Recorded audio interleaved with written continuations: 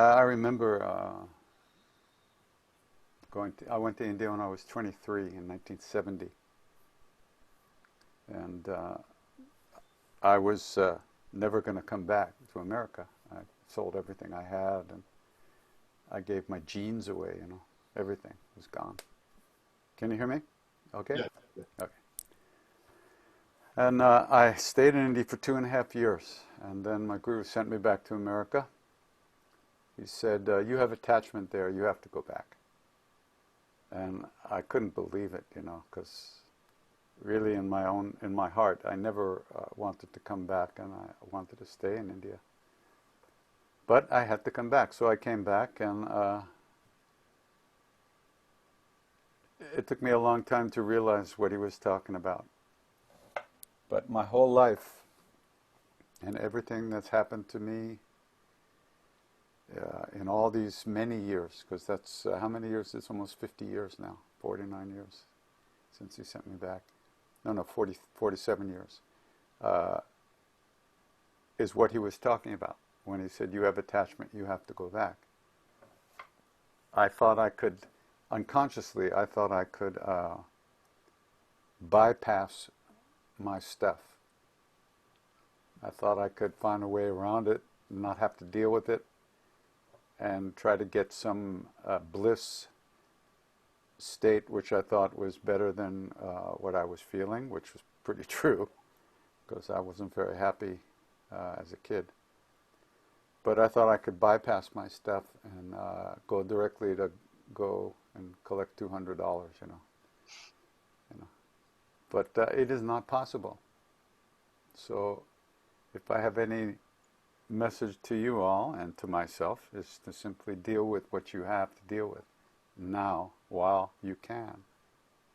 Because the only thing keeping us from recognizing our true nature, which is our true self, is our own stuff.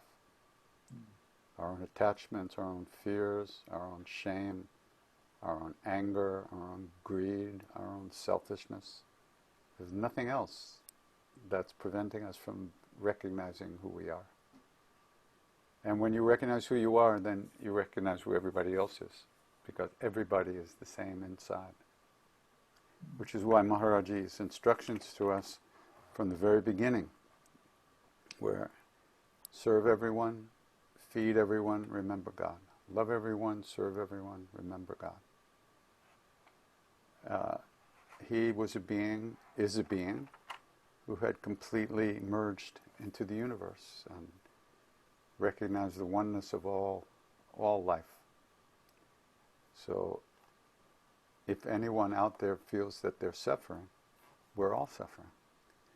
But because we think our experience is more important than anybody else's, we're always protecting ourselves, building walls to hide behind, making sure we have enough first. And even when we do spiritual practice, very subtly, and sometimes not so subtly, it's all about building a bigger, shinier me. And that's just not the best agenda to have in the long run. So when you notice that kind of stuff going on, one has to practice letting go of it. The whole path is letting go of the stuff that we get glued to. And whatever methods you use, whatever belief system you buy into, ultimately it's really all about letting go. Letting go what pulls us out of ourselves. Letting go what makes us imagine that something will be better than who we really are. So that's what the work is. It's not about any particular type of experience, because any experience we get is going to be impermanent, ever-changing, transitory, and won't last very long. And you can never hold on to it, because the ego is like a big hole in the bucket, and everything goes right through and down the hole. No matter how much goodness, no matter how much bliss, no matter how much happiness, no matter how much whatever, there's a big hole in the bucket. And until that hole is mended, we'll never really get what we're looking for. So in the chanting practice that I do, which is my main practice at this point, I'm not trying to feel anything particular. I'm not trying to make anything happen. I'm simply trying to focus on the sound of what I'm singing, which in India they call the names of God, for a good reason. Because these names are actually windows and doorways into our true heart, our true nature. So as we practice coming back again and again and again and again and again, we're developing new neural pathways in the brain. We're developing a more comfortable sense of being with ourselves as we are, not as some imagination better version of us, which is really what drives our spiritual practice for the most part. We're trying to get a better me that we could even like a little bit. But it doesn't really work that way. So, thus spake. Yeah, that's fantastic.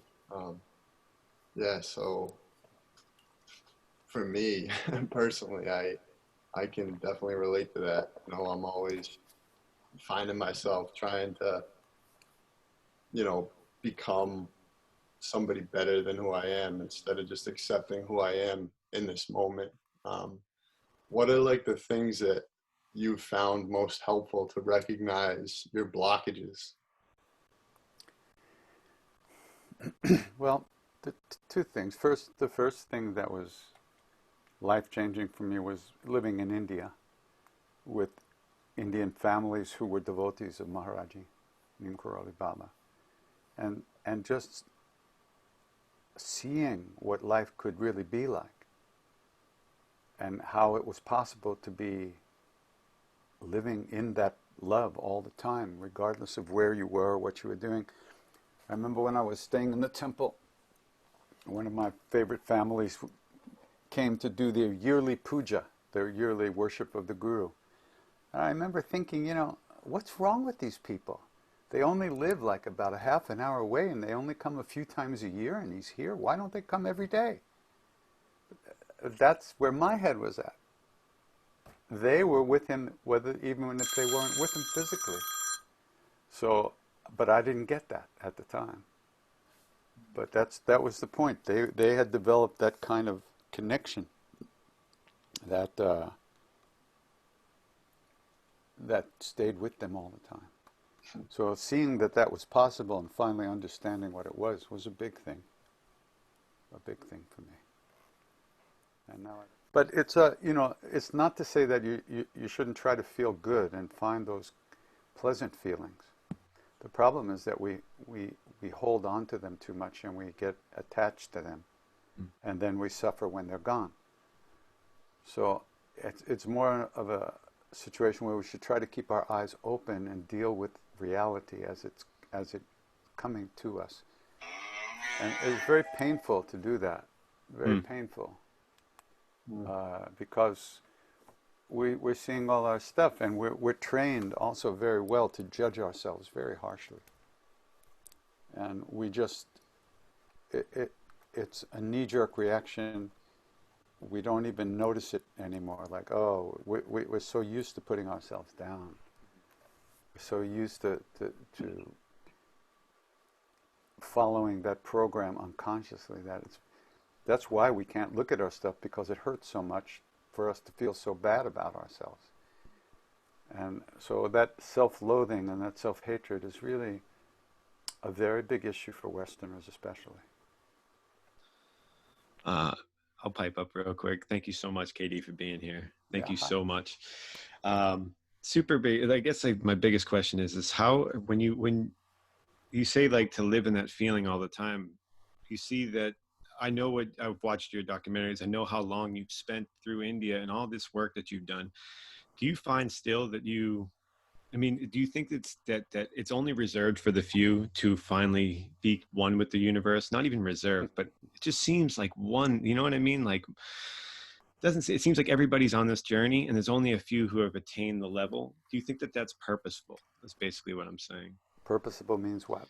purposeful meaning in the sense that a universal, like it's like our design as humans to continue to learn, and there's a few people who we can learn from that have ascended to that level. Does that make sense? Um, it might look like that, Okay. no doubt, because we see it once again through our own eyes, which are limited in time and space and identification with the body and the thoughts and the emotions. Mm. From the point of view of my guru, nothing ever happened, and we're all enlightened and always will be, because he sees reality. We're stuck in time. Time seems real to us because we have a body that decomposes as the days go by. But that's just the physical body. For the beings that aren't identified with that, there is no time, necessarily. Depends on their level of understanding. But for us, there's two realities for us. There's ultimate reality and relative reality. Ultimate reality is the oneness of the universe. We're all part of one being. Actually, the same, what's looking out of your eyes right now, what's hearing in your ears, what's tasting with your tongue, feeling the touch with your skin and the smell with your nose, that is the same exact thing in every being in the universe. That awareness, that consciousness, that knowing. Everyone is exactly the same in there.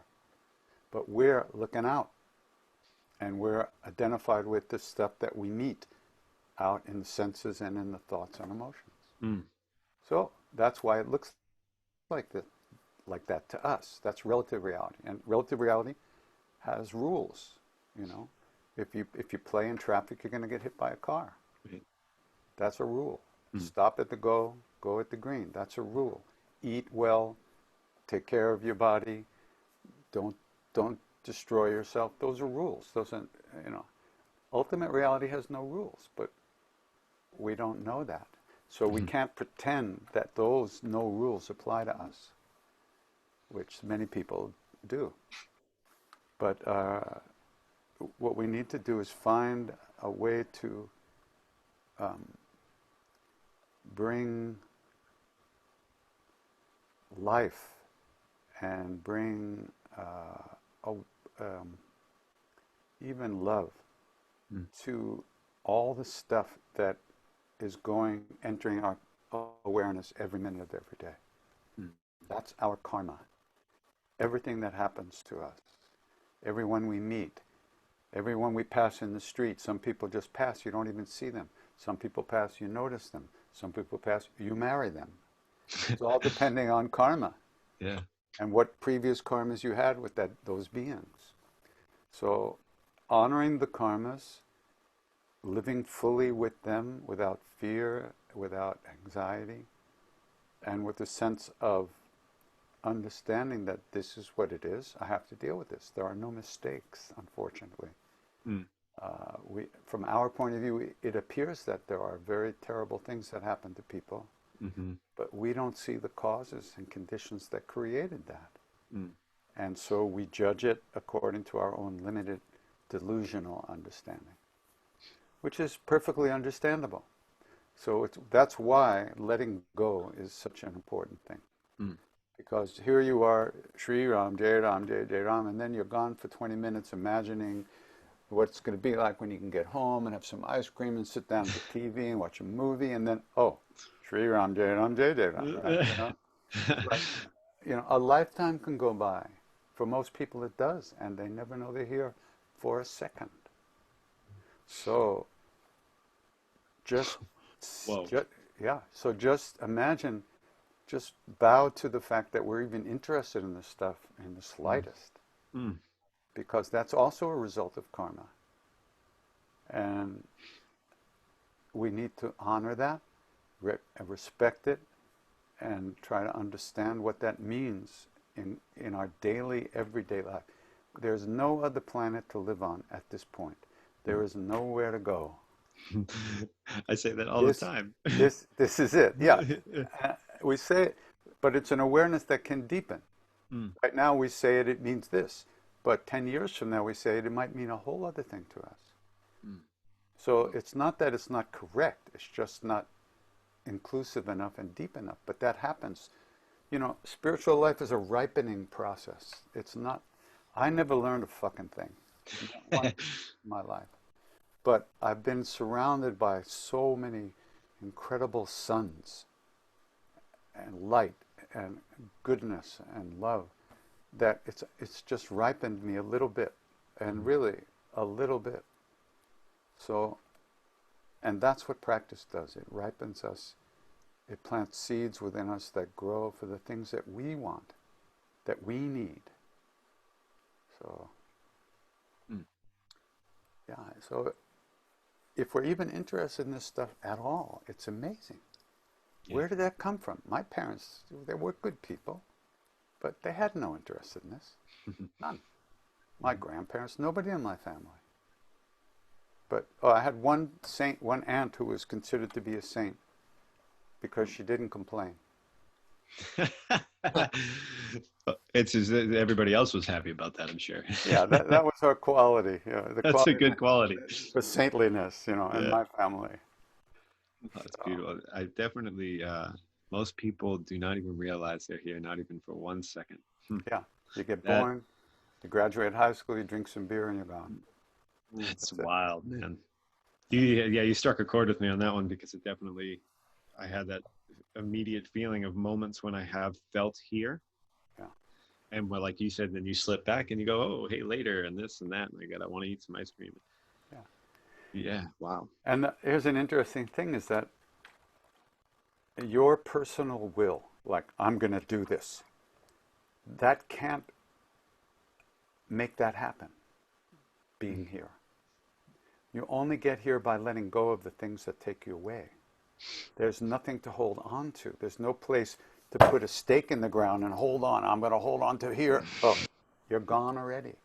So it's not our personal will in that way, but our personal will can help us do practice and understand more about the path and try to become good human beings. That's the whole thing. That's the whole thing.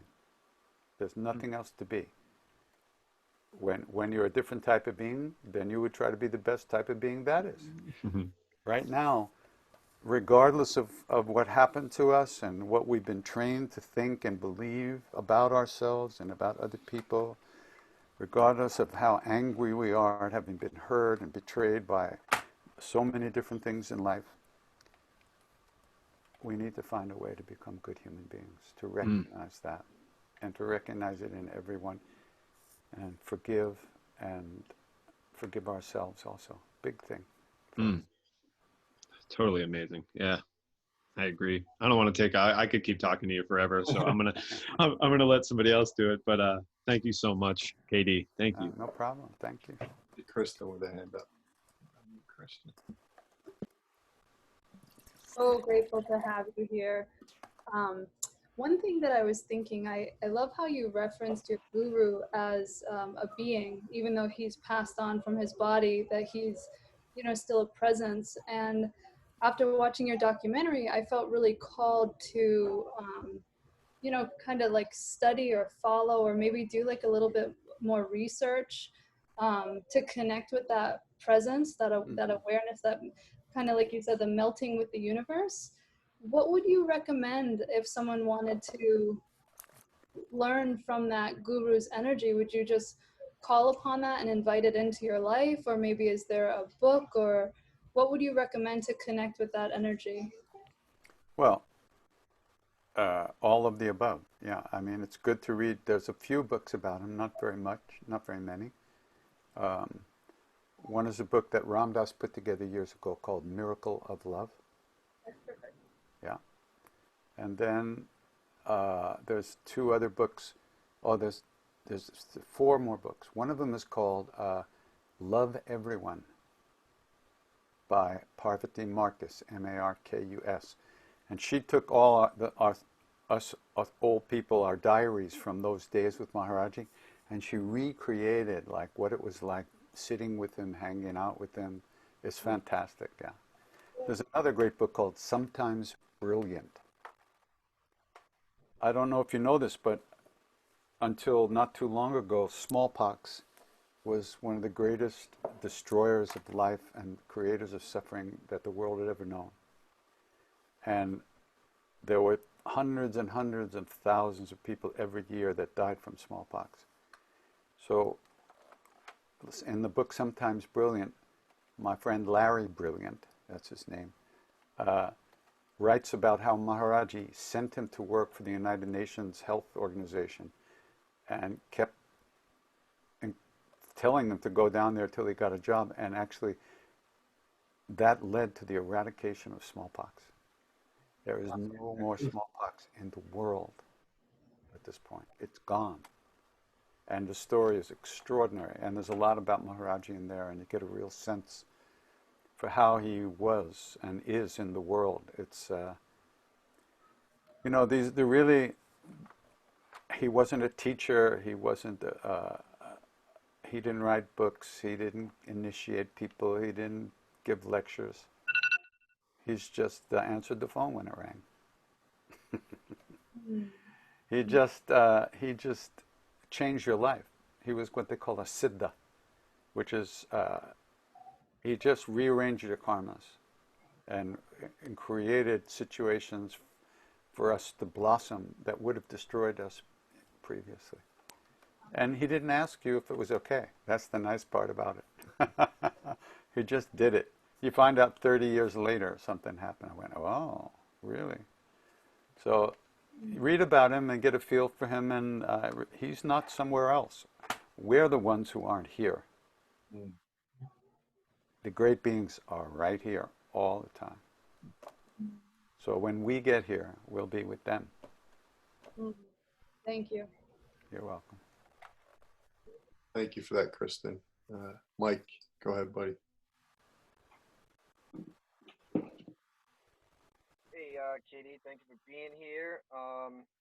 So I was thinking about, I listened to a lot of Raghu Marcus's podcast with the episodes with Ram Dass and went through a lot of his journey, which is actually how I, found out about you, and you guys' journey together. And Ram Dass talks about the night where he was thinking about his mother under the tree, and then that's when he met, very shortly thereafter, he met Maharaji, and Maharaji ended up, saying, you were thinking about your mother last night, and, said, how she passed away and all that.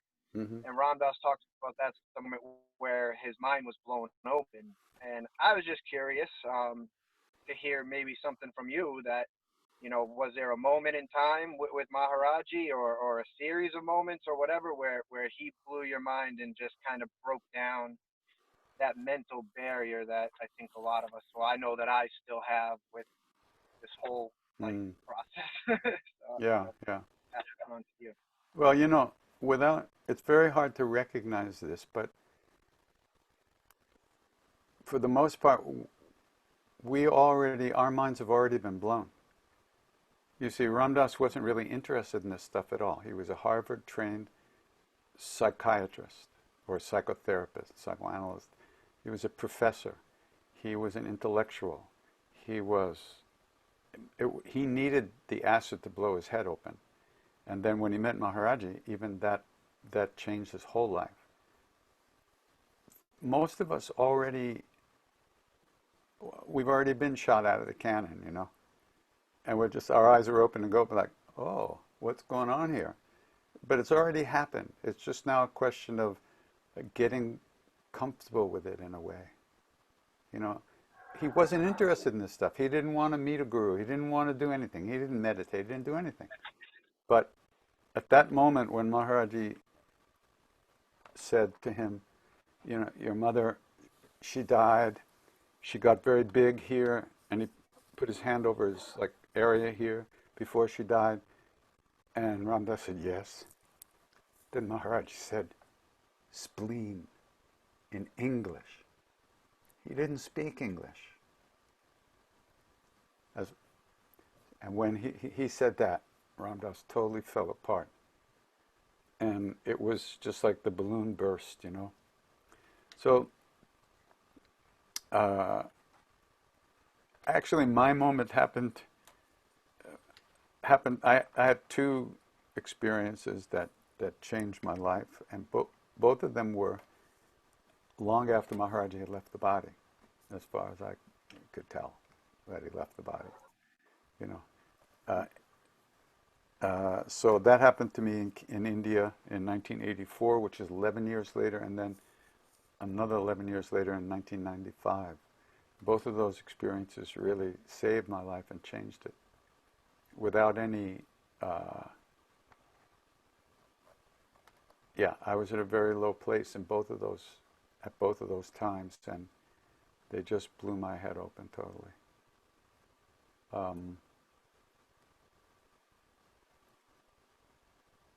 So the first one in '84, I had just quit freebase cocaine. I had been addicted for about 2 years. Do you know what freebase is? Yes, sir. I'm well aware. Very good. That's 2 points for you. Yeah, that just proves you're qualified for this. Oh. So I had just, by Maharaji's grace, I had given that up. Actually, my Indian father, Mr. Tewari, who was my best friend in the world and my teacher, and he had been with Maharaji for 40 years. He came to America to visit us, and he took one look at me, and he goes, "Promise me now you will give up cocaine. Promise me now," like that. And I had been up all night the night before smoking base. I just looked at him and I said, "Okay." And from that moment until this moment, not one, it was completely gone from my consciousness. Completely gone. I know it's a miracle. It was his grace, it was Maharaji's grace, and Tewari was a very great yogi. He had been with Maharaji for 40 years. He was a real yogi. So they saved me. First of all, if I would be dead meat long before this. I know me, right? There's no way I could deal with that kind of addiction myself. It killed me. It would have killed me. So anyhow, so I'd recently, that had happened, and I went to India, and I was really very fragile and very shaky. And I got to the temple, and it was, I thought, all right, I'm going to go into my room, I'm going to close the door, I'm going to sleep for a week. I got there in the middle of Durga Puja, which is a 10-day ceremony. Every day you sit long hours in front of the sacred fire and you make offerings, swaha, swaha, all day long. So I walk in, everybody's so happy to see me. Krishna Das, oh, you've come, this is so great. You'll sit here with us in the fire with us. And I went, oh, shit. You know, but there was no way to avoid it. So every day I'm all swaha this, shit, swaha that, oh, god damn it, swaha. So, and you can't eat until the evening because you have to fast all day. It was so horrible, it's hard to believe. So every day there's a break from the morning puja, about a 2-hour break until the afternoon ceremony starts. And what happens is at the end of the morning ceremony, you come up from the back of the temple up to the front where Maharaji used to sit, and we do arti, which means you wave the lights and you sing a hymn. Then you go rest, right? So one day, I'm standing there, you know, with my arms crossed, kind of off on the side. And so the chanting was over, and this very old lady had bowed down to the bed, the tucket it's called, where Maharaj used to sit. She put her head down on the tucket. Everybody bowed down, and then everybody stood up and went away. This old lady was gone. She just gone. She just stayed down there, and she was like, she went into samadhi. She just went out. And I looked at her, and it was like a knife in my heart, you know. It was like a knife in my heart, and I thought, he's alive for these people. He's alive. And it was so horrible. I was stunned. I was like, it felt like I'd been like hit by a truck. So I just went over and I sat down, and I was just like that, you know.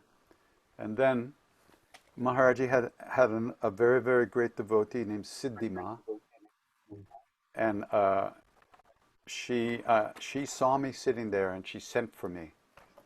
And I thought, you know, why don't these people just leave me the fuck alone? I am so tired. I don't want any part of this shit. But you can't say no. So I followed this. She had sent somebody to get me. So I followed this woman in to the back area where Maharaj used to live, and into the room where he used to sit. And Siddhima was sitting on the floor by one of the beds that he used to sit on. And when I walked into that room, I got hit with a thunderbolt right in the center of my chest, and I exploded, and I fell to the ground, weeping like a baby. I could not stop crying. And I kept thinking, she must think I'm crazy. And I tried to stop crying, but I couldn't stop. And the moment that happened, a few things happened inside of me. The first thing was, I saw that Maharaji had been with me every second of every day. From the moment he left the body until that moment, he had never left me for a second. Right? And I also saw that I would not let myself feel him. I was so unhappy and so angry that he left me, and so angry at myself for not going back to India to see him before he died. A whole bunch of things. I would not let myself feel that I had built a wall around myself, right? And the next thing I saw was that every brick in this wall had a little flashing neon sign like guilt, guilt, shame, shame, anger, anger, fear, fear. Everyone, right? They were all like this. And then I saw, you know, I can take this wall down. All I have to do is look at it and start to deal with it. It'll go away. What's the big deal? I didn't even know it existed, and then I saw it, and I said, I can take this wall down. All I have to do is deal with my shit. And then someone comes to the window and calls me. KD, we're starting the puja. 2 hours had gone by, like a blink of an eye. And I cried for like days. And I come back to the puja, and I'm sitting next to this guy who sponsored the puja, kind of a friend of mine, and he's looking at me. He's doing the swahas, and I'm doing them with him, and he's looking. He goes, "Krishna Das, has someone died?" You know, and I just said, you know, and then he, you know, Indians aren't big huggers, you know, so he very kind of tentatively takes his arm around, he passed me on the back, and like this, you know. It was unbelievable. I cried for days, and that was the beginning of me recognizing that it was going to be okay. I could do this. All I had to do was pay attention to the shit. I could not pretend that I didn't have this stuff, right? I had to take responsibility for it. That was really the beginning of a whole nother way of living. And you can do it. It doesn't happen all at once anyway, but you can do it. Whatever tools you need, use them. Whatever comes to you to use. Medication, counseling, therapy, groups, AA, NA, whatever's going to work for you, whatever you think is going to help you release this stuff. Because it's glued to us, but we can release it. That's the deal. Of course we can. Because it isn't who we are. It's just shit that's piled on top of who we are. So we can do it. It can be done. Anybody can do it. But it's really only grace that we even know about this in the first place. That's the thing. It's not a mistake. You didn't get here by mistake. You didn't sneak in the back door. This is life. We're qualified. This is our blessing, is to be able to look at this stuff and deal with it and start to feel better about ourselves. Yeah. I appreciate that. Thank you. You're welcome. Thank you. Thank you for sharing that with me. Mike, that was great. I see Renee's hand up.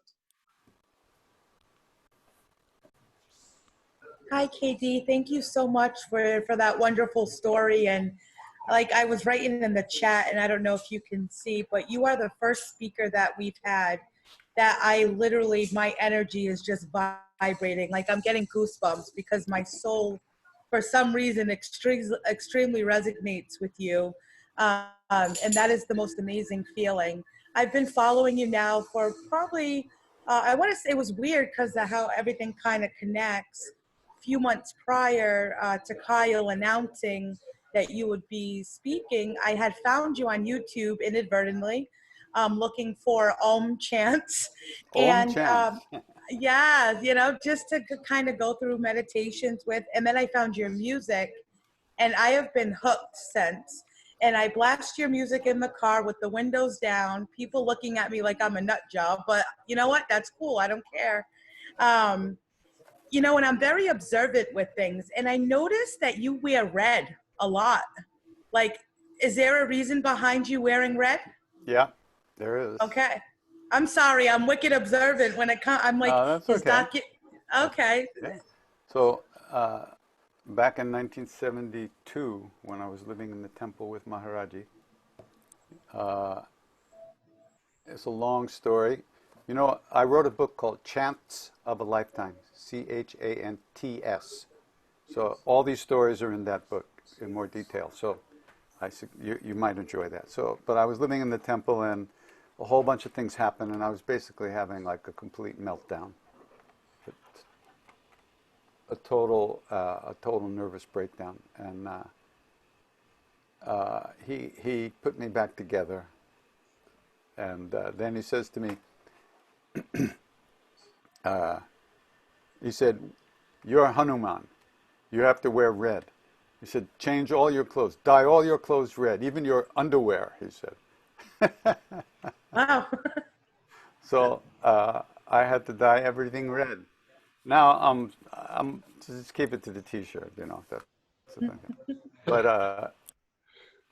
But so that's why, because he said for a long time I didn't, though. After he died, even after I was singing, started singing. I was wanted to be like the Hell's Angel of chanting, right? But I got over that eventually. Well, you are definitely the Hell's Angel of chanting. You are absolutely amazing. Thanks. Like, I don't think I found anybody like, I'm like a little kid right now. I'm getting giddy because it's like meeting a celebrity for the first time. So I do apologize. My inner child is approaching. She's coming out. So. That's all right. That's okay. But you Thank are awesome, KD, and your story is so powerful, and I know it can resonate with a lot of people. You're very real, number one. You're very humble. You don't care to throw the F-bomb or the shit or whatever, and that's what it is. We carry so much shit, and all we have to do is, like, just throw that shit away sometimes, you know? You can't throw it too far. It sticks to your hands. Exactly. Gotta bury it. So you have to let it go, that's all. Let it go. Thank you, KD. Again and again and again. Just keep letting go. All right, take it easy. Nice to meet you. Thank you, Renee. I see Sean's hand up. I'm going to unmute Sean. How you doing? How you doing? Hey, Sean. Katie, it's great to see you here, and with my friends. There's some awesome people in here, Kyle included tonight. My friend Colleen down here is like, you got to listen to this stuff. The first time I met you, I went with some friends out to Northampton about 4 years ago, and we all wore red plaid shirts and sat in front of the stage. And Nina picked it up first, and you took the time, you and Nina, Juna, and took the time after to talk with us, and that was awesome. Um, on a spiritual journey, like friends are the best thing. That's it. And you started out tonight talking about like dealing with the stuff, Yeah. and not to advocate for any particular I breaking up a little bit. journey, Yeah. but I had the sorry. So can you hear me? Yeah. Okay. I think one of the most profound things that I'll share on my journey was I had somebody that abused me horribly as a child. And about 3 years ago on Christmas, I left a meeting and I was out in the parking lot and everyone had left. And someone said, "Hi, Sean." And I turned around to hug them because that's what I do in my fellowship. And it was that person that had abused me so as a child. And I turned around and I hugged him. Wow. And like it seems everything comes through paradox for me. Yeah. And at that moment, it's inexplicably the most profound spiritual experience I ever had in my life, to hug that person that I'd never forgive. Yeah. I tortured myself all my life trying to learn and know and information. And on my spiritual journey, I try to be a happy idiot and as dumb as I can be. I love in Ram Dass's book, A Spiritual Journey. At one point, I listened to the audio book, and it was great to hear his voice. And he pauses and he says, "Perhaps we all have our own God." And you talk about it's God is all of us, and we're not separate. And I just want to express the gratitude to be here tonight, all of us as one. And thank you so much for doing this with us tonight. It's an absolute blessing. I got home just in time to turn on the computer, make a quad shot of espresso, and eat some chocolate chip cookies. And it's the only drug I'm on today, but I'm flying. So thanks for the buzz and thanks for showing up. Thank you. Thank you. Thank you, Sean. That was great. I see Rick's hands up. So it's actually my question, Kyle.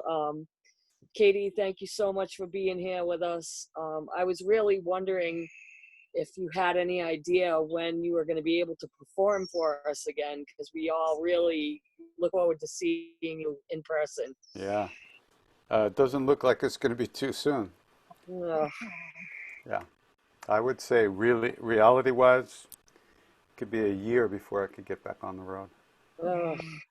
I mean, who's going to want to sit in a room full of 1,000 people breathing on each other? Yeah. Nobody. Rick got his hand up. And anybody who's willing to go, they'll go without me because I don't want to be there either. But yeah, that's why we're doing all the online stuff. Every Thursdays I sing with people, and Saturdays, every other Saturday. Yeah. When can we see? How do we see that? Good question. Go to my website, krishnadas.com, and there's somewhere on the website it'll show you how to connect. It's on YouTube. It's on my Facebook page. It's on a few different other platforms too. You can find Excellent. it. Thank you so much. Okay, very good. Thank you. KD, could you tell us a little more about your foundation, your nonprofit? Just because we have a bunch of people that love to give in this group and support. So I'd love to just hear how we can help you a little bit more. Thanks for asking. That's a good question. Actually, I started the foundation because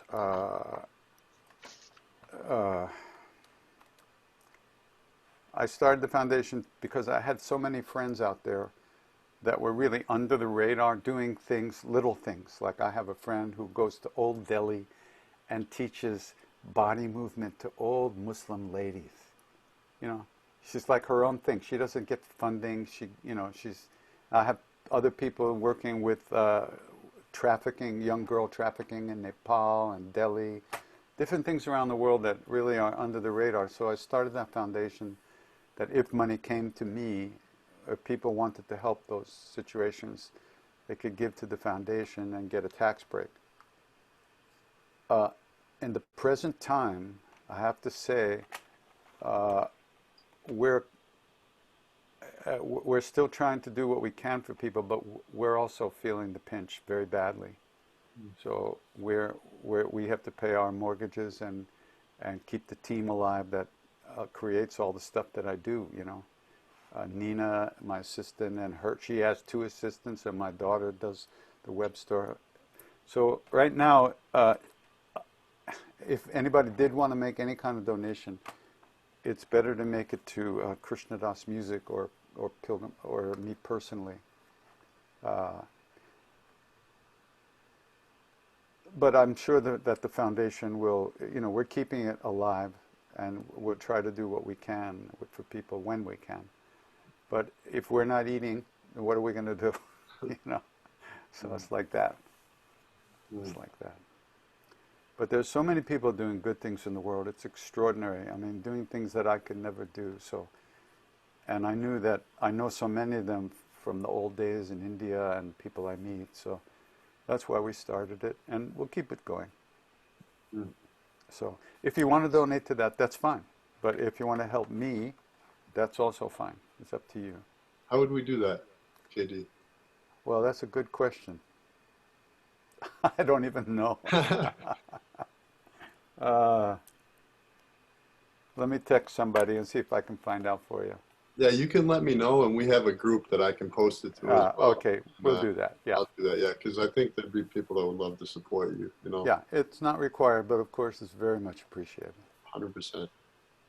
So we have time for a few more questions, as long as you're okay with that, KD. Is that all right? I'm okay. Yeah, great. All right, I see Marie's hand's up. Go ahead.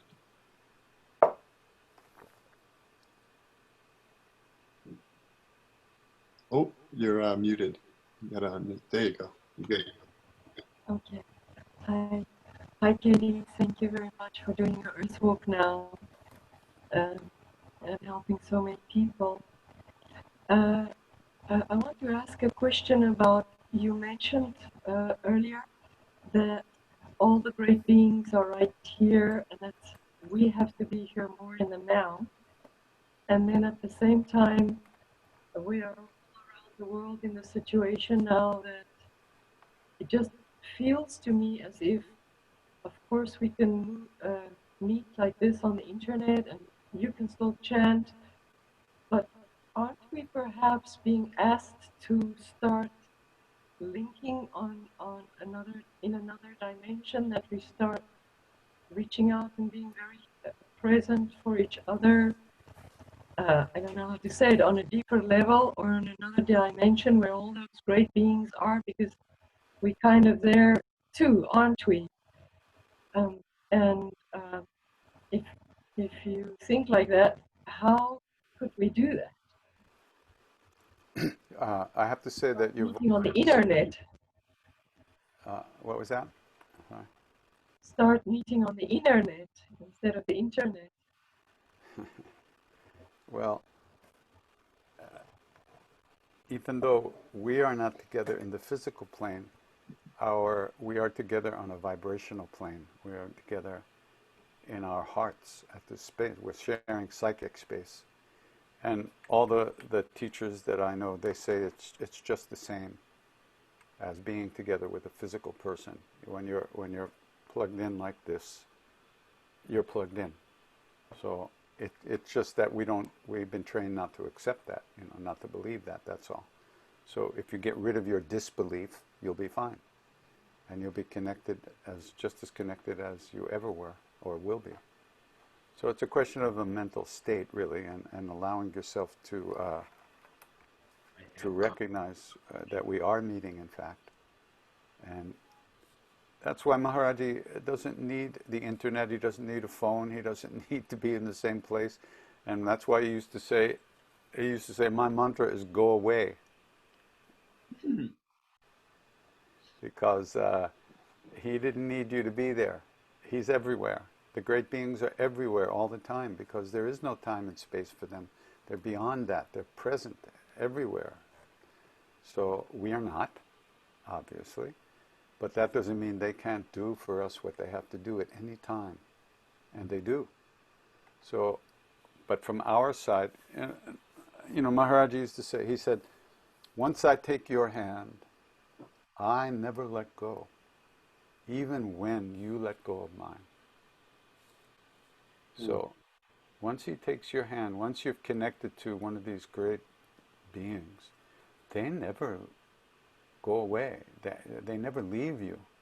But we don't believe that. So we act as if we're alone. We act as if we're separated. We act as if we have to blah, blah, blah, blah. And so practice, spiritual practice, dissolves that lack of faith, that lack of understanding. And it deepens our awareness of the connection. That's all that's required. So that's why practice is so important. You can't, the mind, you can't, in the conceptual mind, in the thinking mind or the feeling emotions, you cannot create the here and now. You cannot create the love that lives within us. It's already been, it's already here. And it's actually all that stuff in our heads that screws it up, so to speak, covers it up. So all you have to do is calm your ass down, breathe in and out, and let yourself recognize what's really here, which is who you really are. And that's who everybody is. And we're all here in the present moment, in this life, in this love all the time. That's ultimate reality. Relative reality is that we don't feel that, which is why we have to take the medicine to cure that delusion that we are separate. That's what practice is. That's what grace allows us to feel.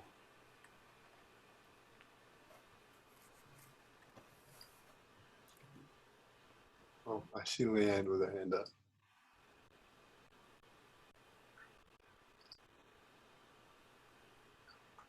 Hello, Katie. Hello. G'day, mate. Thank you so much for that. I'm a newcomer to a lot of this stuff, and I know that this COVID-19 thing has been a different experience for everyone around the world. Right now here in Perth, there are no restrictions whatsoever. People are going out, people are back at work. That's not the same for other states in Australia, but here it is. But during the time that we had that little lockdown period, it was really interesting, you know, from a social worker point of view, what everyone was doing with that space, you know, how some people would view it as, you know, a fear-based thing. And, but a lot of people were, I noticed, were reconnecting on all sorts of levels, on amazing levels, on you know, on a level of nature, on a level of simplicity. You know, they were, even I learned how to work in a really different way. Like my work has changed now. Like we don't have to go to the office. I mean, I'm at work now. I'm at work now. And I take what I learn every time we have these meetings. I grab something from these meetings and I take it to my work, and I get paid to take stuff from these meetings to my work, because my work has changed now. It's evolved. And it's amazing, like the people that I'm seeing, not all people, but a lot of people who have grabbed hold of this experience and turned it into something fabulous, like, and they feel guilty. Some of them feel guilty for the fact that this hasn't been a horrible experience for them, that this has been a wonderful experience for them, because they've, you know, they've gone, okay, you know, I can see the things that are happening around the world and it's really frightening and I can see that, but that's not what's happening right here and now for me. Yeah. So I need to just go on my journey on what's happening for me and run with that. And that's my reality. And it's very, I can see it's really different, but I really liked what you were saying, because I work with trauma families. I really like what you were saying about, owning your stuff, like own it, respect the journey that you went through, and let's just deal with it. Don't try and push it away. Don't try and make out like it's not part of your story. And perhaps let's take out something good from it. Let's change the narrative maybe. What other good things were happening? What did you learn from it? And every time I have these meetings, and including with you, I'm getting this fantastic information, and how authentic you have been in your story about, well, this is shit and that was shit, and I was resisting, and I can't thank you enough for how reflective, again, another reflective perspective that I can now take away back to my work and for myself. So I love your music. The first time I heard it was when Kyle posted something about 3 weeks ago, and I've never really listened to music like that. I'm not from a spiritual background. None of my family were. But when I heard it, something happened in my brain, and I kind of went to another planet.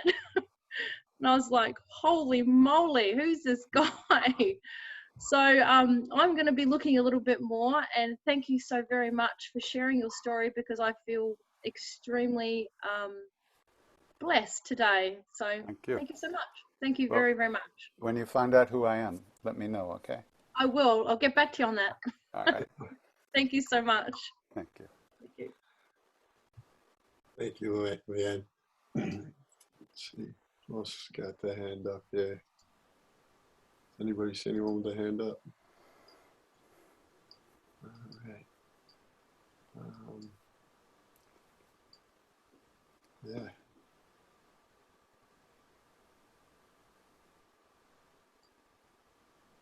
Oh, Sean. Awesome. Sean.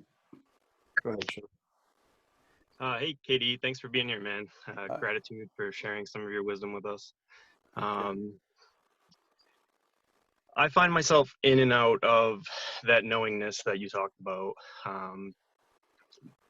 When I'm not in it, I typically find myself cling to shame and guilt and some anxiety. I think I'm recognizing that I'm kind of addicted to feeling that way. And I was wondering if there's anything specific that you could suggest that one does to maybe recognize that it's not really how I want to be in. You know what I'm kind of saying? Yeah, sure. Well, you can't think yourself out of a prison made of thought. Every thought is the prison. So what we need to train ourselves over time to recognize and release. Recognize and release. That doesn't mean evaluate. That doesn't mean even understand. It doesn't mean think about where it came from. Why has it got me? Oh shit, I'm stuck again. No. Release. Let go. So that's what the chanting is about for me. I sing, and when I notice that I'm not paying attention, or I'm stuck in something, or I'm in dreamland imagining this or remembering that, I simply let go and come back. And that's actually a seed that you just planted in your heart. It's not nothing, because like we said before, most people go their whole life and never understand that they're not here at all. They're gone. So you obviously have a sense for this and a feeling, but just like all of the rest of us, we're constantly, the waves are crashing over us constantly. However, that's why little by little you have to add some practice to your life. That's it. If you don't practice, what's going to happen? You just keep pushing the shit around, rearranging it, right? But it's through the practice that you get the inner strength to actually, for the things to release as they arise, as they come. After a while, you get so comfortable in yourself, so to speak, that you notice so much more powerfully when something's pulling you out, when some cloud has come over you. But it takes time, it takes practice, it takes courage, it takes patience, all that stuff, which nobody we ever knew had that, so But that's what it's about. So it's all good. It's all good. Find out what works for you. Use any tool you can find to help you untie those knots in your heart and just train yourself to be able to let go more easily. But you know, these are programs that are running all the time in our heads, in our lives. They're so familiar and so deep, we're just unaware that we're even in it most of the time. Mm. It's when you sit down or when you start to chant that you will, oh, you know, then you start to see your mind's going crazy and you think, why did my mind get so bad right now? It's always like that. You just notice for the first time. So a little bit every day is a good idea. 5 minutes a day of just letting everything go, letting the breath settle, letting the muscles relax, just letting go. You know, just practice that a little bit. You can use your breath, you can use some mantra, you can use music, listen to music, and you'll notice you're not even paying attention to the music you picked to listen to. It's, Yeah. but little by little, every day, a little bit. That's how it happens. Sweet. Thank you. Just be kind to yourself, okay? Uh, That's the main Yep. thing. Thank you. All right. Thank you. It's fantastic. We usually close with a prayer, but basically for anybody awakening at this time, I don't know if is there any prayer, Katie, that you have that you'd want to kind of guide us in and close us out with? I think I can probably come up with something. Who's that on the screen?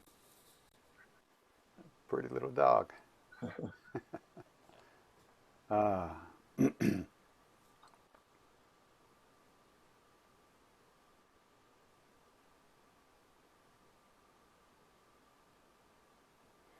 going to sing this invocation that I always do before I chant. It's an invocation to the love that lives within us as who we truly are. It's in Sanskrit, so it's not too long. I'll sing it.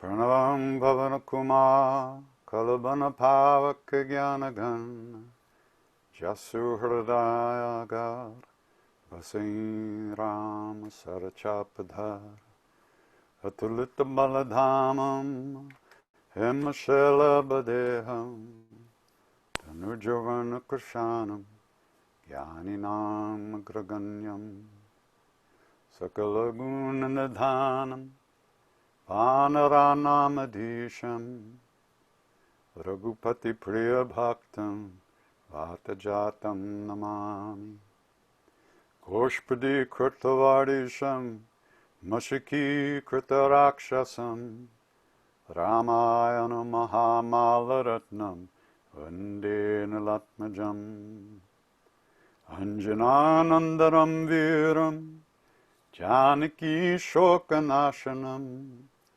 Kapi Samakshahantaram Vande Lanka Bhayankaram Ulangya Sindho Salilam Salilam Yashokavahi Janakatmajaya Adartane Tadalanka Namamitam Pranjaliranjaneyam Manojavam Maruttatulya Vegam Jitendriyam Buddhimatam Vardishtam Vatatmajam Vanarutamukyam Shri Ramadutam Sharanam Prapadye Shri Ramadutam Sharanam Prapadye Shri Ramadutam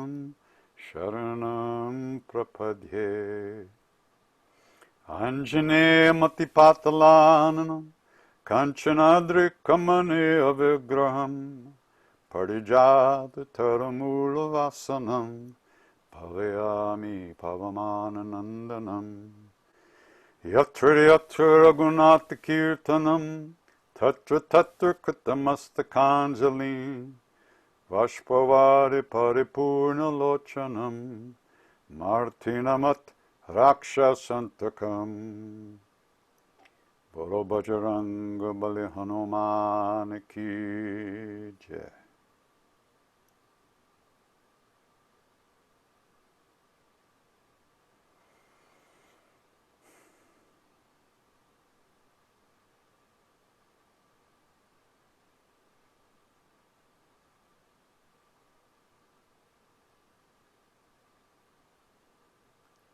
Om.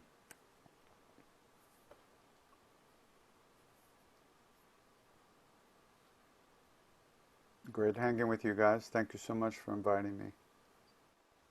Yeah, on behalf of the entire Quantum Healing Collective, we're so grateful for your time. You know, it's incredible for you to come on and spend this time with our group. We're a small group, so for you to go out of your way to do that with us and share this night means the world to us. And if you ever need anything, call on the Quantum Healing Collective and we'll be there for you. So Thank you. thank Thank you so much. you. Love you. Take care of y'all. But Be well.